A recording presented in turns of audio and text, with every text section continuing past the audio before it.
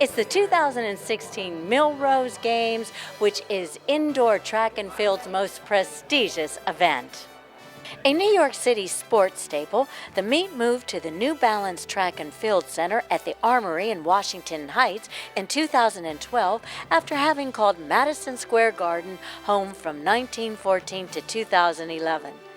The games, established by employees of Wanamaker's department store, feature track and field's most prolific male and female stars, as well as collegiate, high school, club, and youth competitors. More than 200 athletes share the distinction of being both Millrose and Olympic champions.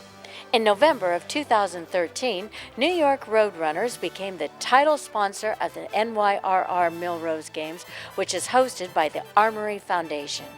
With us, Natasha Hasting, and you're running here at the Millrose, but tell us, last weekend in Boston, #1, breaking a record. Could you elaborate a little for our audience? Well, I ran the women's 300, which is 100 meters shy of my pet race, the 400. Surprisingly set an American record in there of 36:25. So, like I said, it was a surprise. So I looked up at the clock and was pretty shocked. I wasn't even sure that it was an American record to begin with. But I'm just excited to see how things go this Saturday in the 400 and see how things transfer over from the 3 into the 4. And Natasha's being humble because I hear that is like a slow track, and it's a very, very difficult. You'll be running on a much quicker track this time. But you also said you had no expectations last weekend, so... Yeah, as I said earlier, I'm training through the indoor season, so I guess that you could say I'm in a heavy training period. I'm also working a lot on technique things. So I went into the race wanting to execute a sound race and not so concerned with the time. So to kind of know where I am in training and the things that I'm working on, it was a pleasant surprise to see that I was able to run as fast as I did on that track and knowing the type of training I'm doing at the moment. And before we end, here back in New York, does it create extra pressure, or does it make you just even more excited because now you have friends and family and all your work is going to pay off right now? Yeah, it's a little bit of all of the above. There's the added pressure, but there's also the added excitement to be home. I've been running on the Armory track since I was 9 years old. As I said earlier, I ran on the track before it was even banked. So I'm always excited to be back, always excited to run in front of a hometown crowd and make everyone proud. And also this gorgeous fashion here, one of my favorites. Thank you. So shout out to all your fans. Hey guys, excited to show up big this weekend at home. Make sure you check it out. With us, Molly Huddle. Molly, tell us the Millrose Games. Tell me your expectation and the event you're running in. I'm running the 5,000. It's pretty long for an indoor race, and I'm hoping to be fighting for the win and ideally run a PR for indoor for me. So I've never been to Millrose and I've never been to the Armory, so it should be a good first-time experience. Oh, they say it's a fast track. Now how many laps is that? It's going to be 25 laps. It's going to be long, but with 200-meter intervals, it's actually a little easier to focus. So. And then how do you train for that? Do a lot of long workouts. I've been doing long tempo runs and longer repeats. So yeah, I don't really train indoors. I'm just going to show up and race indoors, but I train mostly on 400-meter track. We're somewhere warm, so I've been lucky enough to train outside the last few months. So you like outdoor running maybe better than indoor? Yes, definitely. Yeah, so it'll be definitely different for me to do an indoor race. With us, Nick Willis. Now we have the Wanamaker Mile coming up. Tell me, Matt Centrowitz, tell me your goal. I mean, the goal is to win, but you two compete with each other. Tell me how that helps. Yeah, last year was so close. He just outleaned me at the line. I couldn't quite get around him in that final turn, and I was so agonizingly close to my first Wanamaker Mile victory. I've come second twice and third twice as well, so it'd be really, really nice to cap off my career with a Wanamaker victory, but it wouldn't quite be that satisfying unless Matt was in the race to try and beat a true champion, but he's going to make it bloody tough. Yes. Now it's a fast track, and they're trying to beat that 350. Do you think that can happen? Yeah, I heard that this week that they've asked for a pace under 350. My best for the mile is 349.8, so I've done it on an outdoor track. Whether I can do it on an indoor track, I guess we'll have to wait and see, but no, it should be a great race. Now, do you think the indoor track Well, how many laps is this compared to that outdoor track? It's 8 laps around a 200-meter track plus the extra 9 meters for the mile versus an outdoor track is 4 laps of a 400-meter track. The challenging thing for a taller guy like myself, I'm 6'1", is you have to handle those tight turns a little bit more frequently, 8 times as opposed to 4. So don't want to get into physics, but the centripetal force is greater the taller you are, so it becomes a little bit more fatiguing. With us, Shannon Rowbury, who is the defending champion of the Wanamaker female mile. Okay, tell me then, there's a lot of expectations on this. What are you feeling? I'm excited to be back in New York again to have another shot at coming home with another Wanamaker mile title. Last year, I went after a fast time and I came up short at the end, so I'm also excited to have another opportunity to really go and push myself and see how well I can run and how fast I can be. What made you? What were your thoughts afterwards on why you came up short? I put myself out there, and I think any athlete would know that to achieve great things, sometimes you have to reach for the stars and you might miss them, but you're never going to achieve anything if you don't at least try. So, I came up short with the indoor mile, getting the American record at Millrose last year, but in the summer I came back with, breaking the American record in the 1500 by over a second. So, it's just that's just the nature of the sport, that you can't always succeed, but I feel confident that I'm in great shape and really going to go after it on Saturday. Talking about shape, where have you been training at? I spent December in Mexico. My husband is from there, so we were there for the holidays, and I did some altitude training in Mexico City. And then I've been in Portland, where my team is based, for January and February. Get that altitude training. Yeah. Tell me a little bit about that. I mean, I was in the highest altitude. I was in Peru. Oh, wow. It took me at Machu Picchu 3 days before my head felt fine to even compete. So it's a challenge. I think the biggest thing that I find from altitude training, yes, of course, there's the physiological changes, but for me, it's that perception of effort, because everything is harder at altitude. So, when you come back down to sea level, I think you're still exerting yourself in the same way, but your performance is that much stronger. with us, Matt Centrowitz, the defending Wanamaker mile champion. Tell me what you're feeling right now. Just excitement, after the press conference, seeing, my biggest competitor, Nick Willis, and all the other great athletes that are going to be competing here, just kind of reminds me about how prestigious these Millrose Games really is and the type of caliber athletes that they bring to this meet. And is there any extra pressure being a defending champion? Oh, certainly. But just got to use that pressure as positive energy, and makes me the guy that everyone's kind of gunning for. But I wouldn't want it any other way. Now, Nick Willis said you just somehow around those corners last time you just beat him out. Well, tell me a little bit about that. Yeah, these indoor tracks are so tight, and you can only make so many moves that we knew how critical that was going into that last 100 meters, because once you get around that curve and with 50 meters to go, it's hard for anyone to get past around again. So we both pretty much went all out there, and that was where the race was won. Now, do you think that 350 cannot be beat? Cannot be beat? Can it be beat? Yeah, absolutely. I mean, Nick has a 3:49 PR, and obviously shows he's in tremendous shape. And these indoor tracks now are so fast, and the competition that we have, I think we're all set up for that kind of pace, and just see if we can hold on and bring it out on each other. And then, how do you keep everything together with your busy schedule? It's not so busy, He's being modest. I'm now been a professional for 4 years, and you kind of get the hang of it now, and you just kind of get yourself in a routine, and that's pretty much the best way for me to be able to balance everything. And you come from a bloodline of runners. Talk a little bit about your dad. How is he? Yeah, having my father in the sport growing up was the best thing for me. He made sure that I didn't get too much, stayed level-headed over the years, and brought me in the sport just right to keep me hungry each year. And then my mom actually ran for Hunter College as well here in the city. So, just having both parents has just been exciting, and they can understand the sport, and to talk with them about it, it's awesome. And how tall are you? Pretty short. With Jordan's 5'10", but without him, 5'9". Oh, okay. And your weight? On a good day, 135 maybe. Yeah. Okay, well, congratulations there, and say a shout out to your fans. Shout out to my fans. Thanks, guys. Good luck. Thank you. With us, Ande de Grasse. And now tell us a little bit about some of your accomplishments. I could say my accomplishments has been, great. Last year I've had a great ride. 2015 was a good year for me. Winning the Pan Am Games at home, getting a bronze medal at the World Championship, and then of course, winning a two-time NCAA championship. So I'm looking forward to this year at Rio, and I'm trying to just, get the momentum. Now, this is the Millrose Games here in New York City, indoor field and track. This is one of our prestigious games. Now, tell the audience what event you're competing in. I'm competing in the 60 meters. Okay, now that's sort of what's the challenge here? It's the quick start or concentration? Tell me.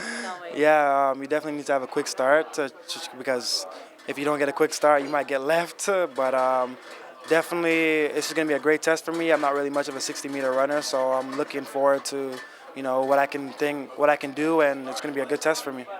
So, what brought you into this event? Well, I've heard a lot of good things about the Millrose Games, and I wanted to make my appearance and see how well I do because I haven't got a chance to actually compete at the Millrose Game before. 2 years ago, I competed at the Armory, so I'm happy to be back here at the Armory to compete, and I love the atmosphere here. So I'm definitely looking forward to it. I'm doing the 60-meter hurdles. The hurdles. And tell me a little bit about your preparation. I'm a heptathlete, so trying to get into just a fast race and work on what we've been working on in practice and just stay focused on my execution. And also this is a big year because we have the Olympics coming up. Tell me your preparation for that. Yeah, just continue training, focusing on training and doing some meets indoor, outdoor, the world indoors, and just making that team for Rio.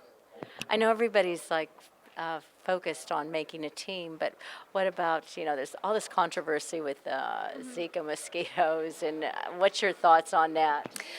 Focusing on training. Yeah, just keeping my focus on that, and when we have more information about it, maybe come July or August, then making decisions based on that. We're at the New York Roadrunners Millrose Games here in New York City, indoor track and field at its best, and this is a special year because it is the road to Rio.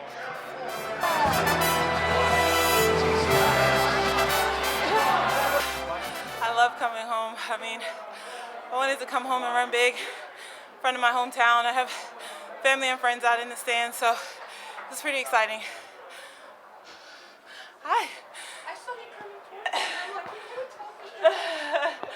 Yeah, I'm here. Can you talk about this season? You start off with a 300 record. You come to your home track and you won. What's going different for you this year than it was in last year? Well, the most obvious, I don't know if people can tell, I've been working on my technique. I feel like over the years I've been very fit, and much credit to my coach, Daryl Woodson, but I've also enlisted the help of Huddle to help with my sprint technique. So I feel like they're both equal parts in my training, and at this stage of the game, any little bit helps. So I feel like that's made a huge difference so far. So you would say you're really strong because you're finishing now. Over the last couple of years, been watching for AP coming up, and I've been around. I've been seeing all the girls coming up. So what would you say? You say you're a lot more stronger now? You're always been fast. I don't think it's a matter of me being stronger, and I actually hate that people think that I don't finish, because if you actually really do watch the races, I do finish. I just don't finish efficiently.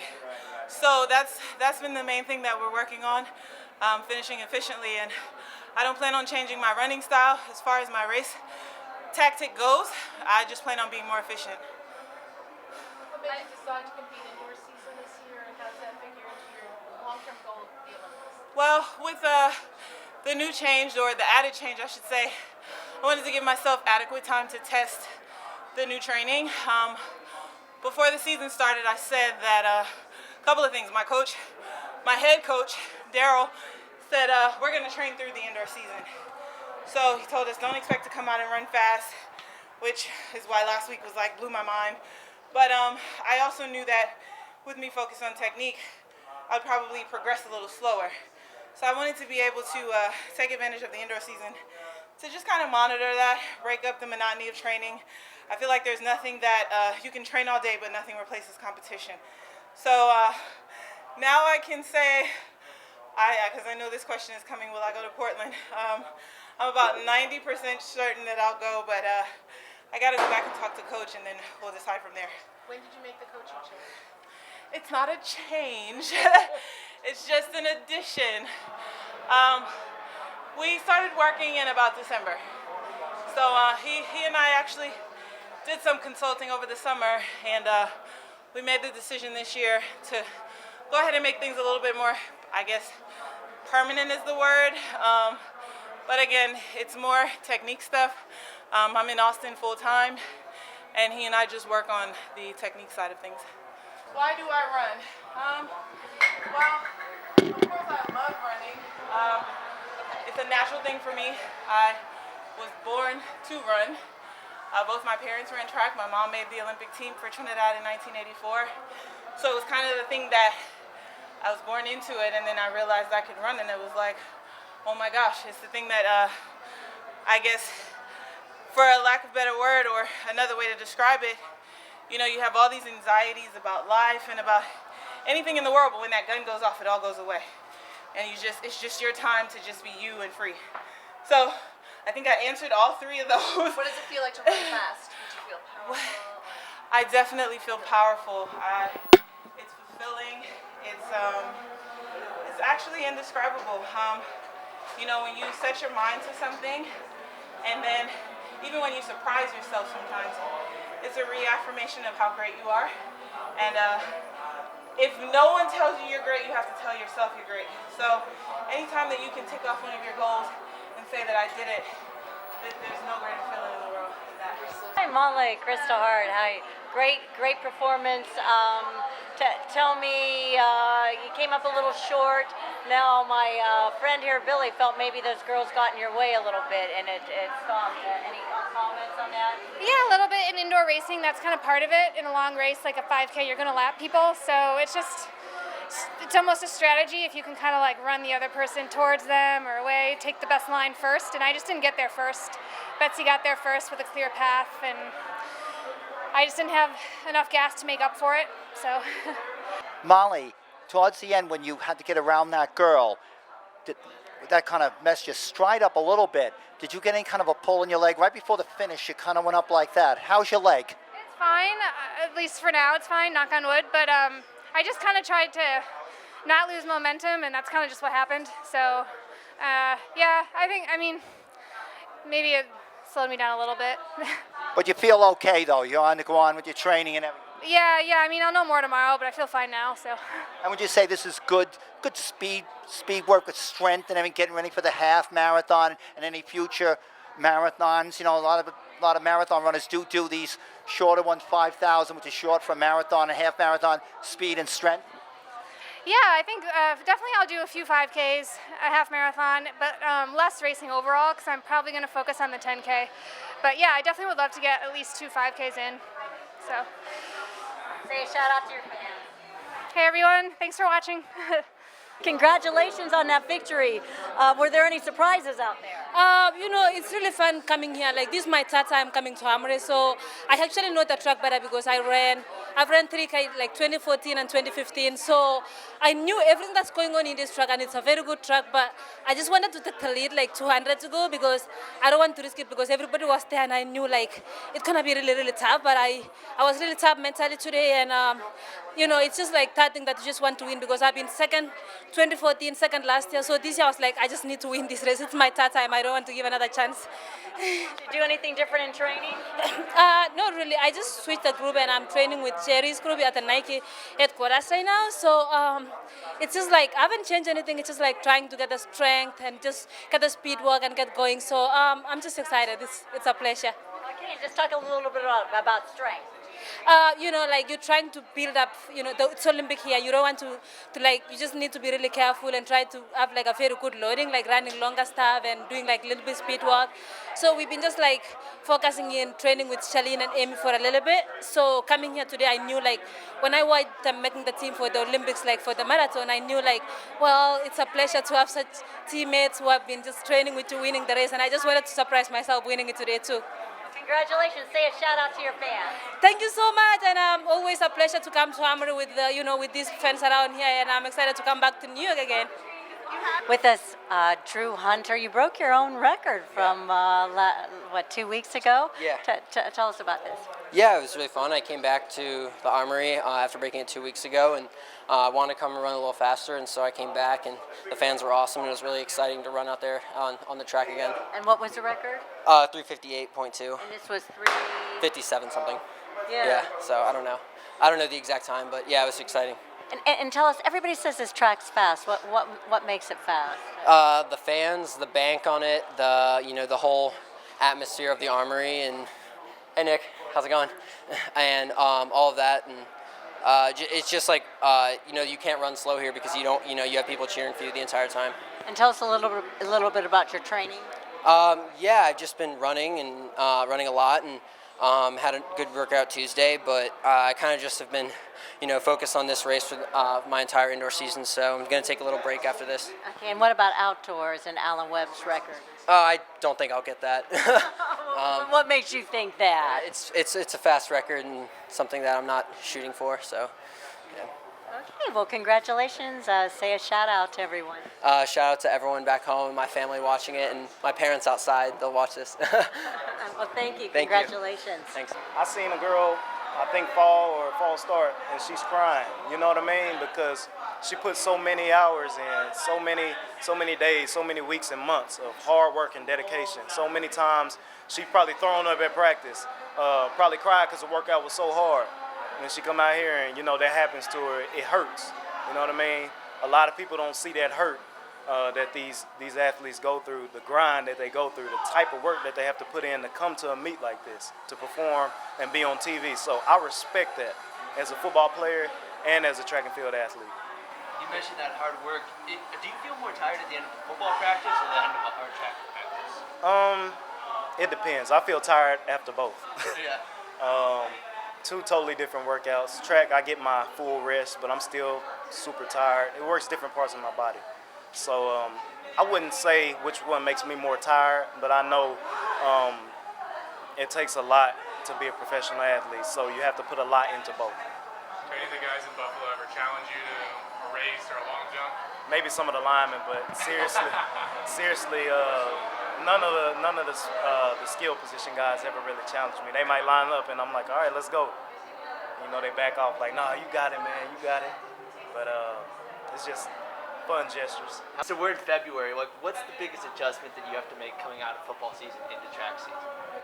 Just getting in shape, man. I broke my ribs twice this year, so I was put on IR, injury reserve, and I lost a lot of strength. I lost a lot of weight, muscle mass, so just building back up, getting my strength right, getting my confidence back, getting my mojo and my swagger back. Those are the main things I need, and the wins will start coming. Everything will fall into place. Just continue to have faith in what I'm doing, trusting in the process, and everything will work out. It feels great, after the race right now. I'm feeling a little tired, obviously, and just a different kind of strategy I tried executing today. It worked out well. Without making excuses, I wanted to go out with the pace. I asked Kyle earlier in the week for sub 350 pace. We're all on board about it. Then kind of last second, wasn't feeling 100%, just kind of congested, and it was one of those things where I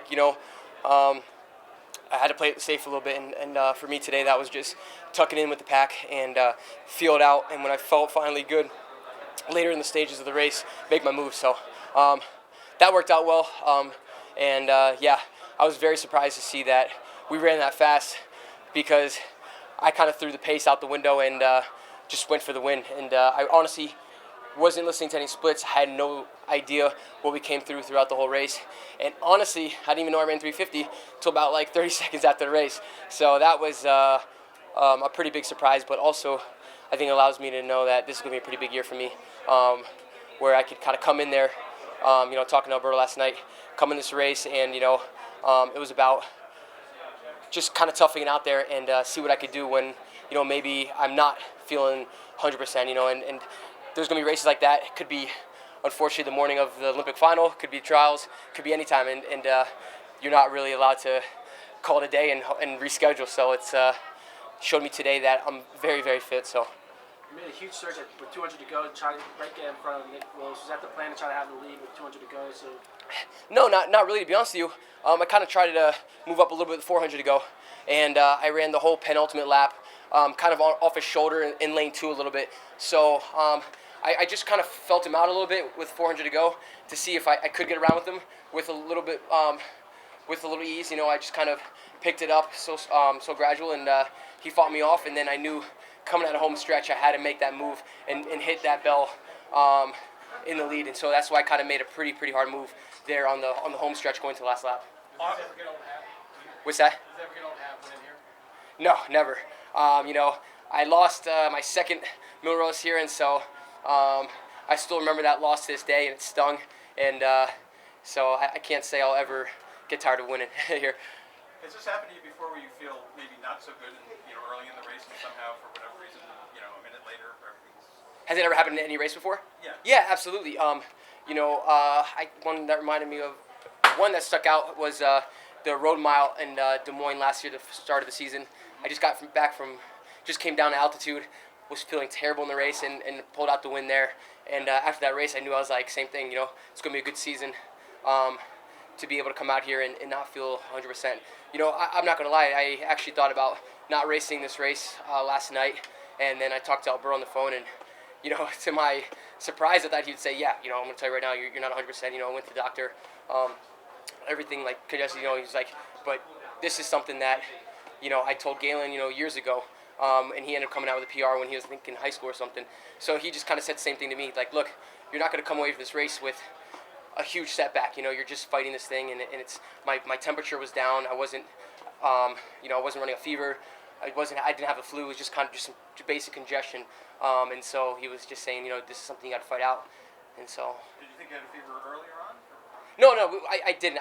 We had to go see the doctor to rule that out. I didn't have the chills, didn't have anything like that. It wasn't anything major, like I said. It was just a lot of traveling the last week, and again, I don't want to sit here and talk about that as the whole story, but that was just something where I'm just pleased with the outcome of the race, and just reiterating that, I'd like to have gone with Merber early on, but it wasn't one of those days where I could be as aggressive as I liked. I'm Kristal Hart reporting from the Millrose Games here in New York City. Thanks for watching, and we'll see you at the track.